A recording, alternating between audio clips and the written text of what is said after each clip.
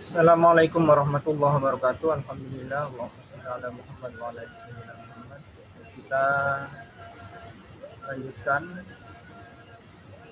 pembelajaran kita buku tematik 4F subtema 2 ke pembelajaran 2 ya. Pada pembelajaran 2 ini, sebelum kita mulai belajar, mari kita awali dengan baca doa. Bismillahirrahmanirrahim. Rabbi zidni ilma warzuqni rahma. Allahumma lana hikmataka wa anshur alaina rahmataka wa zakkirna ma nasina ya rabbal alamin. Mudah-mudahan kita senantiasa dibimbing oleh Allah untuk lebih mudah memahami setiap pelajaran yang kita pelajari. Amin ya rabbal alamin. Silakan kalian bisa buku paket kalian Matik 4F halaman 53 pembelajaran 2. Setelah para pembelajaran sebelumnya kita sudah belajar tentang puisi, hebatnya cita-cita menjadi seorang guru, juga membaca cerita tentang menjadi seorang guru ya, kemudian mempraktekkan aku ingin menjadi guru, puisi yang ditulis oleh Arif Rahman. Maka pada kesempatan kali ini kita akan belajar tentang puisi lagi, membaca teks tentang cita-cita, kemudian juga kita akan belajar tentang tari kreasi daerah, dan yang terakhir tentang manfaat hari hidup. Pada pembelajaran 1 kita sudah belajar tentang metamorfosis tidak sempurna. Kita awali dari dongeng tentang cita-cita ya. Jadi setiap orang berhak memiliki cita-cita setinggi langit. Cita-cita seperti apapun boleh berharga, namun harus sesuai dengan kemampuan. Ini cita-cita tinggi tapi kemampuannya sedang, nah itu berarti harus dipertimbangkan lagi, kira-kira mampu nggak. Setidaknya jika cita-citanya tinggi banget, maka semangatnya juga harus tinggi banget, usahanya harus tinggi banget. Karena apa? Mustahil nanti akan tercapai jika kita cita-citanya bisa tinggi tapi usahanya biasa-biasa aja. Jadi harus sebanding memang cita-cita dengan usaha yang dilakukan. Baik, Bapak akan bacakan di sini ada dongeng dengan judul Badi Badak Ingin Jadi Penari Balet. Ya, ini badak ingin jadi penari balet. Kira-kira gimana, bisa atau tidak? Nah, kita silakan kalian simak dongeng berikut ini. Siang hari di sebuah hutan, Badi Badak, Ruri Nuri, Lala Belalang sedang berjalan-jalan di hutan. Jadi Badi ini seekor badak, Ruri seekor burung nuri, kemudian Lala ini seekor belalang. Ketiga hewan ini berjalan-jalan di hutan. Mereka hendak pergi ke rumah Ucil. Ya, Ucil ini seekor kancil, untuk mengajaknya bermain. Sesampai di rumah Ucil, mereka melihat Ucil sedang berlari-lari. Berlari-lari kecil sambil sesekali melakukan lompatan. Hai Cil, apa yang sedang kamu lakukan? Tanya Ruri Nuri. Hai teman-teman, aku sedang melakukan pemanasan sebelum berlatih lari, jawab Ucil. Kamu mau ikut lomba? Tanya Badi, seekor badak yang penasaran. Tidak, aku berlatih lari setiap hari karena aku bercita-cita ingin jadi atlet lari, ujar Ucil. Wah, cita-citamu hebat, Cil, kata Lala belalang. Kamu juga tentu punya cita-cita kan, Lala? Tanya Ucil kancil pada Lala belalang. Tentu saja aku punya. Aku ingin menjadi pemain biola terkenal. Setiap malam aku selalu berlatih memainkan biolaku, ujar Lala belalang. Bagaimana dengan kalian, Ruri dan Badi? Tanya Ucil kepada dua temannya yang lain. Kalau aku ingin menjadi penyanyi terkenal, jawab Ruri mantap. Ya, seekor burung nuri ya, pandai berkicau. Kemudian kalau aku, ini kata Badi, aku ingin jadi penari balet, jawab Badi Badak. Kemudian mendengar jawaban Badi Badak, seketika itu juga Ucil Kancil, Ruri Nuri, dan Lala Belalang saling bertukar pandang dan meledaklah tawa mereka. Ya, langsung ketawa. Hahaha. Kamu ingin jadi penari balet? Tanya Ucil, Ruri, dan Lala bersamaan. Tentu saja, kata Badi. Memang ada yang salah dengan cita-citaku. Tidak ada yang salah sih, tapi tubuh kamu kan, ujar Lala Belalang sambil menahan senyum. Memang kenapa dengan tubuhku? Tanya Badi Badak kesal. Karena saat teman-temannya nggak ada yang mendukung. Badi, ukuran tubuhmu itu sangat besar. Tidak mungkin kamu dapat menjadi penari balet, kata Lala Belalang. Iya, Badi, dengan tubuh sebesar itu, mana mungkin kamu bisa menjadi penari balet. Kamu lucu, Badi. Hahaha. Ujar Ucil Kancil sambil tertawa keras. Apanya yang lucu, Cil? Tanya Badi. Badi, seorang penari balet itu biasanya tubuhnya langsing, kecil, mungil, dan yang penting bisa berdiri di atas ujung jari kakinya. Lalu, kalau tubuhmu kan besar seperti itu, lalu bagaimana bisa menari balet? Ujar Ucil. Hei, kalian jangan meremehkan cita-citaku ya, kata Badi. Cita-citaku kan sama hebatnya dengan kalian. Itu kata Badi. Kami tak meremehkan cita-citamu, Badi. Tapi jika kamu memiliki cita-cita itu harus yang realistis, yang masuk akal, dan sesuai kondisi kita, ujar Ruri Nuri menjelaskan. Sudah.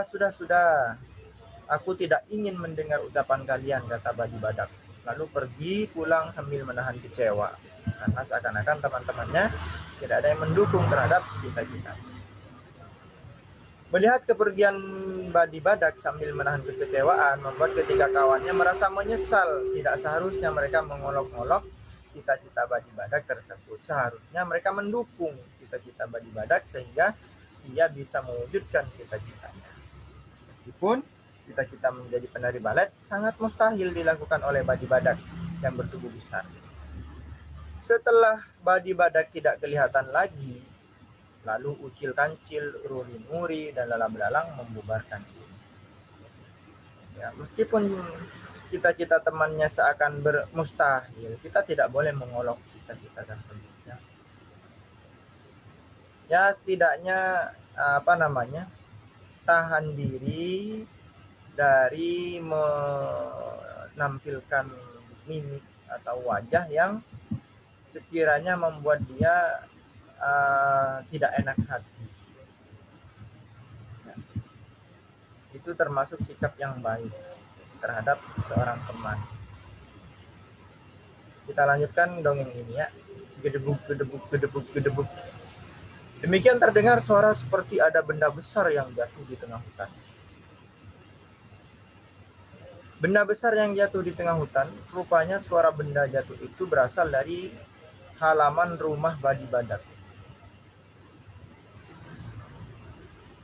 Jadi bunyinya itu nggak gedebuk, jadi gedebuk sekali, gedebuk gitu lagi, gedebuk.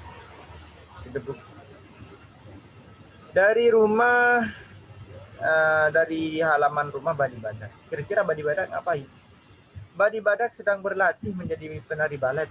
Dia sedang mencoba berdiri di atas tubuhnya yang bertumpu pada ujung jarinya. Setiap hari Badi Badak berlatih melakukannya, tapi tidak berhasil juga.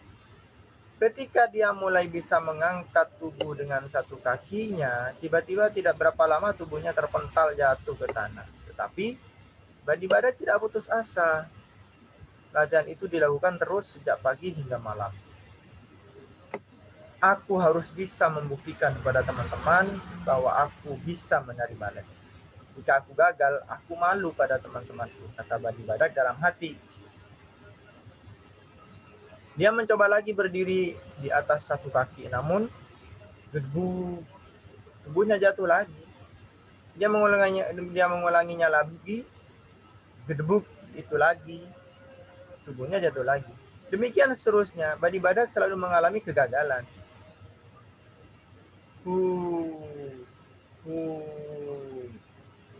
Kenapa latihanku selalu gagal?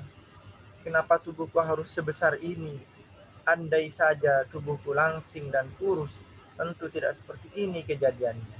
Aku pasti bisa mewujudkan cita-cita, kata Badi Badak mulai merasa putus asa dan menyesali kondisi tubuh yang dia miliki. Ternyata setiap kali Badi Badak berlatih balet, ketiga kawannya Ucil, Ruri, dan Lala selalu memperhatikannya dari jauh. Mereka ingin mengetahui seberapa jauh Badi Badak berusaha mewujudkan cita-citanya menjadi penari balet. Namun, ketika melihat bahwa Badi Badak selalu gagal, berlatih membuat mereka merasa kasihan.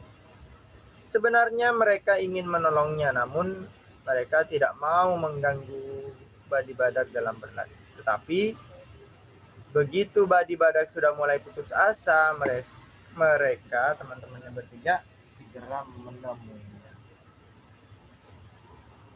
Mengapa harus begini jadinya, Badi? Kata Ucil. Mengapa kamu harus menyesali diri dengan segala kondisi tubuh yang ada? Kenapa harus menyalahkan pemberian Tuhan bila kita gagal mewujudkan cita-cita? Oh, kamu kancil, jawab Badi Badak keheranan melihat kedatangan ketiga kawannya di rumahnya. Badi Badak merasa selama ini hanya sendirian berlatih di tengah hutan. Kamu tidak seharusnya menyesali kondisi tubuhmu dan menjadikan alasan penyebab kegagalan meraih cita-cita. Seharusnya kita bersyukur dengan semua pemberian Tuhan. Seperti pemberian tubuh yang besar sepertimu, menurutku, kamu tidak seharusnya memaksakan diri menjadi penari balet. Ikan yang hidup di air tidak sepantasnya bercita-cita menjadi penerbang pesawat angkasa luar. Sang Raja Wali yang perkasa tidak sepantasnya bercita-cita menyelami 7 dasar samudera di dunia. Semua cita-cita harus realistis, harus masuk akal, dan sesuai hukum alam yang ada, ujar Ucil Kancil. Tapi aku juga kan ingin punya cita-cita seperti kalian, kata Badi Badak. Menurut kalian apa cita-cita yang paling sesuai untukku? Tanya Badi Badak meminta saran kepada ketiga kawannya. Aku tahu. Bagaimana kalau kamu bercita-cita jadi polisi saja? Badanmu kan besar. Jadi kamu bisa melindungi kami semua yang berbadan kecil dan lemah ini, ujar Ruri. Ruri memberi ide. Aku setuju dengan ide Ruri, ujar Ucil. Aku juga, ujar Lala Belalang turut menyetujui ide Ruri. Boleh juga, aku suka menjadi penolong bagi kaum yang kecil dan lemah. Hehe, ujar Badi Badak sambil tertawa riang. Nah, karena sekarang Badi Badak sudah menemukan cita-citanya yang sesuai, aku ingin mengajak kalian main ke rumahku. Aku sudah membuat banyak makanan di rumah. Ayo kita rayakan bersama cita-cita hebat kita, ajak Ucil kan. Ayo sambut kawan-kawannya. Mereka berjalan bersama dengan gembira menuju rumah Ucil kan. Jadi kesimpulan dari dongeng ini, cita-cita tinggi boleh ya, cuman harus bisa mengukur kemampuannya. Misalkan kamu badannya kecil, pendek, kemudian cita-citanya ingin menjadi pramugara, nggak bisa. Kenapa? Karena persyaratan jadi pramugara misalkan harus badan tinggi, atau misalkan kamu punya cita-cita ingin ingin menjadi pilot, tapi mulai dari sekolah sampai sekarang yang meneliti itu yang ditekuni belajarnya adalah misalkan yang disenangi menggambar, melukis. Tidak pernah belajar tentang tahu-tahu pas udah ini aku mau jadi pilot, nah nggak bisa juga ya. Jadi untuk menemukan juga sebagaimana seperti apa sih kemampuan kita, nah oleh karena itu silakan asah mulai dari sekarang. Kalau dari sekarang kalian sudah mulai mengasah kemampuan kalian itu, insya Allah nanti sudah dewasa kalian sudah terbiasa, sehingga cita-cita yang kalian inginkan dari sekarang itu nanti ketika dewasa mudah mencapainya. Amin, insya Allah ya. Ayo jawab, kalian silakan menjawab. Gampang, tadi kita udah menyimak dongeng yang Bapak bacakan, atau kalian udah membaca sendiri, insya Allah menjawabnya mudah. Siapa nama tokoh dalam cerita di atas, di mana peristiwa dalam cerita di atas terjadi, apa cita-citanya Badi Badak, kemudian mengapa teman Badi Badak menertawai cita-citanya, dan apa nilai yang kamu dapatkan dari cerita di atas.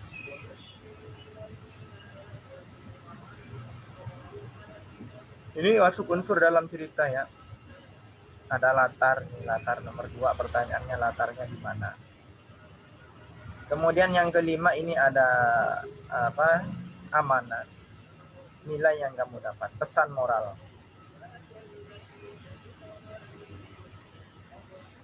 Kemudian di sini yang nomor 1, siapa nama tokoh. Oleh karena itu kalian jawab aja. Sekarang kita lanjutkan ke halaman 56. Tentukan antonim atau lawan kata dari kosakata berikut. Antonim lawan kata ya. Misalkan lawan kata dari tinggi berarti rendah. Lawan kata antonim. Kalau sinonim persamaan kata. Ini ada realistis, mustahil, gagal, meremehkan, putus asa. Dari lawan antonim. Realistis tadi masuk akal. Nah, kemudian kita lanjutkan, ayo mengamati. Di sini ada gambar profesi berikut ini. Yang pertama ini jadi sutradara. Yang kedua jadi pelukis. Yang ketiga jadi penari. Adakah di antara kamu yang bercita-cita menjadi seperti pada gambar ini? Jika ada, apa alasannya memilih cita-cita tersebut? Kita lanjut ke halaman 57.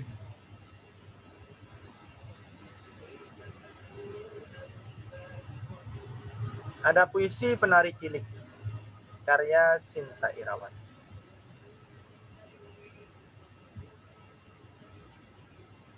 Gemulai gerak tanganmu mengikuti irama gamelan. Wajah imutmu nan cantik membuat penonton semakin terpesona. Ketika sebagian anak-anak memilih tarian yang agresif, maka engkau memilih tarian Jawa yang gemulai. Bunyi gamelan semakin membuatmu bergerak lincah tanpa kesan agresif. Engkau penari cilik, usia mudamu tak terpengaruh oleh gemuruh musik yang hingar-bingar. Kau tetap tekun berlatih untuk selalu mengenal budaya dan adat istiadat bangsa sendiri. Tak usah malu adik kecilku, engkau akan jadi duta bangsa ke seantero dunia. Dengan menari membawa misi kebudayaan bangsa kita untuk suatu persahabatan dan perdamaian dunia. Penari cilik. Ya, dimana dalam puisi ini, apalagi sekarang ya, banyak yang ingin menjadi penari kayak artis Korea misalkan. Sehingga apa, yang bercita-cita melestarikan budaya negerinya itu semakin berkurang. Maka sangat langka ini anak-anak yang bercita-cita misalkan apa, jadi pemain wayang. Jadi di sini ada musiknya udah nggak suka, ini musik gamelan. Yang disuka ya paling musik pop, Lantas siapa nanti yang akan melestarikan kebudayaan negara kita kalau bukan kita? Oleh karena itu gimana? Emang nggak suka Pak gimana? Setidaknya apa namanya? Untuk suka mulai berkenalan. Biasanya tidak suka itu karena tidak kenal. Mulai berkenalan itu gimana cara berkenalannya? Baca, banyak membaca tentang sejarah. Ya. Yang pertama banyak baca, itu awal perkenalan dengan cara membaca, menonton, misalnya di YouTube banyak menonton tari-tari daerah. Kemudian alat musik tradisional itu banyak di YouTube. Kalian bisa menyimak. Kita lanjut ke halaman 58. Indonesia negara yang sangat kaya akan budaya.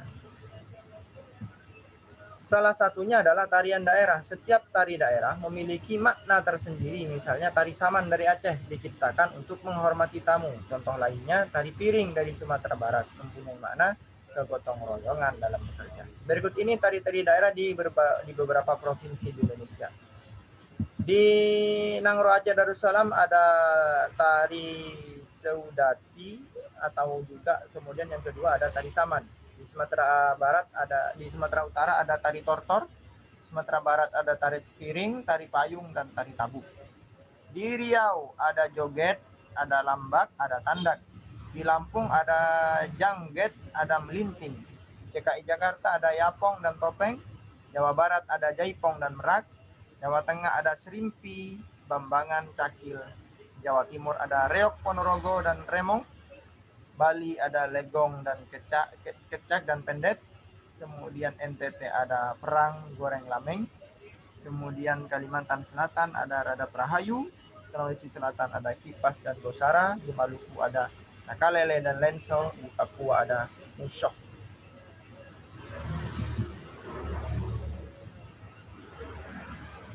Nah, seperti apa tari-tari ini? Kalian bisa cari sumbernya di Google ya. Tulis tari tortor. Seperti apa tari tortor? Nanti akan keluar banyak. Tari joget dari Riau.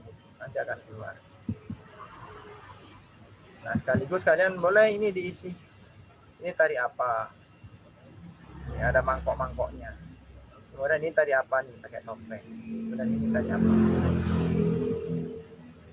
Nah, ayo mencari tahu, carilah informasi melalui berbagai sumber untuk mengetahui suatu nama tarian daerah. Ya. Boleh dari Google boleh. Nah, karena ini bukan ulangan. Kemudian yang terakhir di sini Bella bercita-cita menjadi seorang peneliti makhluk hidup. Ya, lanjut ke Bella. Dia berpikir bahwa seorang peneliti makhluk hidup sangat penting karena makhluk hidup sangat bermanfaat bagi manusia. Apa saja manfaat makhluk hidup bagi manusia? Yang kita pelajari yang terakhir ini adalah manfaat makhluk hidup. Ya, manfaat makhluk hidup. Ini di garis bawah ini. Manfaat makhluk hidup bagi manusia. Catatannya manfaat makhluk hidup adalah bagi manusia. Apa manfaat makhluk hidup bagi manusia? Yang pertama adalah sebagai sumber sandang. Sumber sandang apa artinya? Artinya sebagai sumber bahan pokok. Beberapa jenis makhluk hidup yang dimanfaatkan manusia sebagai bahan untuk membuat pakaian, misalnya ada kapas. Ini dari tanaman, kapas, bahan pokok ya. Kapas itu dijadikan bahan baku kain. Kemudian ada ulat sutra, bahan baku kain sutra. Ada bulu domba sebagai bahan baku wol, dan berbagai macam kulit hewan, misalnya kulit buaya. Ya, jadi manfaatnya makhluk hidup bagi manusia yang pertama adalah sebagai sumber sandang. Sandang itu bahan pokok. Kemudian yang berikutnya adalah sebagai bahan pangan, buat bahan makanan. Beberapa jenis makhluk hidup yang dapat dimanfaatkan sebagai sumber makanan adalah sebagai berikut. Yang pertama, sumber karbohidrat. Sumber karbohidrat misalnya ada padi, jagung, gandum, singkong, dan kentang. Kemudian ada sumber protein, misalnya kacang kedelai, kacang hijau, ikan, dan ayam. Ada sumber lemak, misalnya daging sapi, telur, kelapa, dan alpukat. Kemudian juga ada sumber vitamin dan mineral, yaitu berbagai jenis sayuran dan buah-buahan. Sebagaimana sudah disampaikan waktu dulu kelas 3. Ini bahan pangan. Kemudian yang ketiga, manfaat makhluk hidup bagi manusia adalah sebagai sumber papan. Beberapa jenis tumbuhan dapat dimanfaatkan untuk memenuhi kebutuhan papan, misalnya jati dan meranti. Ya, kebutuhan tambahan. Di sini ada misalnya jati dan meranti, itu buat rumah misalnya. Ya, buat kebutuhan ini, kebutuhan papan. Misalkan buat tempat tinggal, ya, atau misalkan buat usaha bekerja, itu diambil dari dari makhluk hidup yang lain. Makhluk hidup itu bisa berupa hewan atau tumbuhan. Kemudian sumber kesehatan dan obat-obatan. Berbagai jenis tumbuhan dimanfaatkan sebagai obat-obatan, misalnya ada kayu manis, Cina, jahe, dan kumis kucing. Ya, banyak sekali. Sudah pernah kalian pelajari juga obat-obatan dari tumbuhan. Ya. Kemudian yang terakhir, yang kelima adalah sumber pendapatan negara atau devisa. Nah, beberapa jenis makhluk hidup yang dimiliki Indonesia dapat diekspor sehingga dapat menjadi sumber pendapatan negara. Makhluk hidup yang diekspor umumnya merupakan bahan baku industri kerajinan kayu dan rotan. Ya, ini yang dari industri kerajinan, ada kayu dan rotan. Kemudian ada rempah-rempah, ada lada, dan hasil perkebunan kelapa sawit, kopi, dan teh. Ini yang diekspor setidaknya, dikirim ke luar negeri. Selain bermanfaat bagi manusia, makhluk hidup juga bermanfaat bagi lingkungan. Misalnya dengan adanya tumbuhan, kadar oksigen di udara dapat meningkat dan dapat menurunkan kadar karbon dioksida sehingga mengurangi pencemaran udara. Adanya tumbuhan juga dapat menyejukkan suhu di lingkungan. Selain itu, bermacam-macam tumbuhan dan hewan juga dapat dimanfaatkan untuk memperindah lingkungan.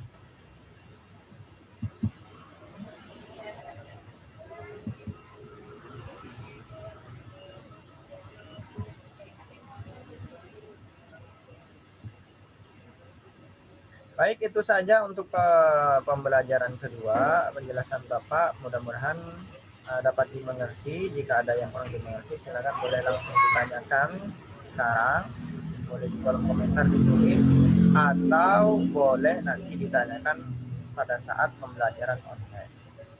Mudah-mudahan ada manfaatnya. Bapak akhiri, assalamualaikum warahmatullahi wabarakatuh.